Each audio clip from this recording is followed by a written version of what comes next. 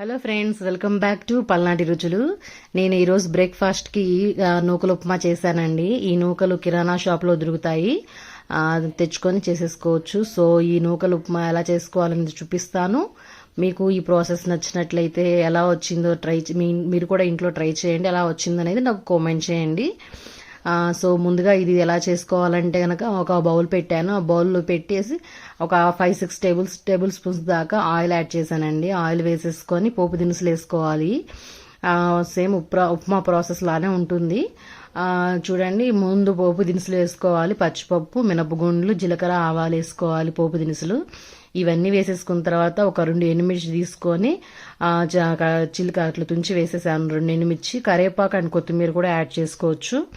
And next ఇవి కొంచెం ఈ పోపు అంతా వేగిపోయిన తర్వాత ఉల్లిపాయలు ఒక 2 తీసుకున్నానండి, చిన్న ముక్కలుగా వేసేసాను.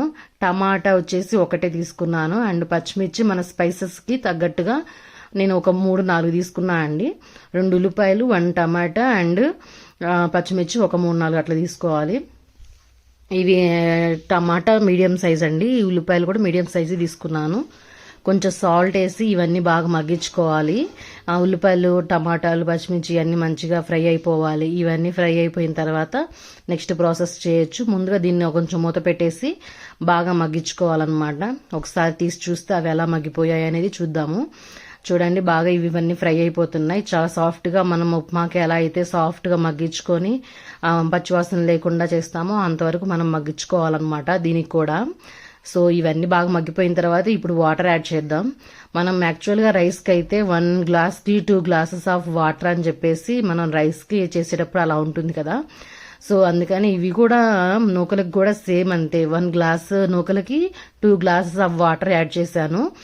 ఇంకా సరిపోతే మధ్యలో కూడా యాడ్ చేసుకోవచ్చు. కొంచెం సాల్ట్ యాడ్ చేసేసి మూత పెట్టేసి అది కొంచెం మరగనివ్వాలి కదా. అలా మరిగిపోయిన దాకా ఉంచేసి చూడండి, ఈ నూకలు నేను 1 గ్లాస్ తీసుకున్నానండి. ముందుగా శుభ్రంగా వాష్ చేసేసి బియ్యం ఎలా కడుక్కుంటామో సేమ్ అంతే ఇవి కూడా శుభ్రంగా వాష్ చేసి పక్కన పెట్టేసుకున్నాను. నానబెట్టాల్సిన అవసరం లేదండి. 1 గ్లాస్కి 2 గ్లాసులు వాటర్ తీసుకుంటే సరిపోతుంది. వాష్ చేసి పక్కన పెట్టేసి ఇప్పుడు మరిగిపోయిన తర్వాత వెంటనే దీంట్లోకి నేను యాడ్ చేసేసాను. ఈ నూకలన్నీ యాడ్ చేశాను. ఇవి కిరాణాల షాప్లో దొరుకుతాయండి, తెచ్చుకోవచ్చు. సో ఇవైతే కనుక ఏ నూకలంతా యాడ్ చేస్తాను. అట్లా మీడియం ఫ్లేమ్లో పెట్టి బాగా ఉడికించుకోవాలి. సేమ్ అన్నం ఎలా అయితే మనం ఎగరబెడతామో ఏదైనా చేసేటప్పుడు అలానేనండి, సేమ్ ప్రాసెస్. ఒకసారి మూత పెట్టేసుకుని ఒక 10-15 మినిట్స్ దాకా బాగా మగ్గించుకుంటే ఎగిరిపోయిన తర్వాత మొత్తం నీళ్ళన్నీ ఇంకిపోతాయి కదా, అట్లాగా చేసుకోవాలన్నమాట. మధ్యలో ఒకసారి కలబెట్టేసుకుంటూ ఉండాలి. కలబెట్టేసుకొని అవి నీళ్లు సరిపోయాయా లేదా, అన్నం అది నూకలన్నీ ఉడికాయా లేదా అనేది చెక్ చేసుకోవాలన్నమాట.